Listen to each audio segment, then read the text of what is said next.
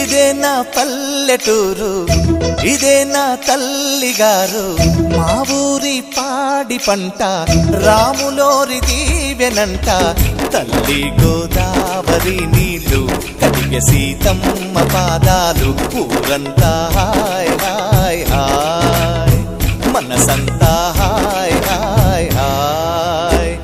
ఇదే నా పల్లెటూరు, ఇదే నా తల్లిగారు, మా ఊరి పాడి పంట రాములోరి దీవెనంట.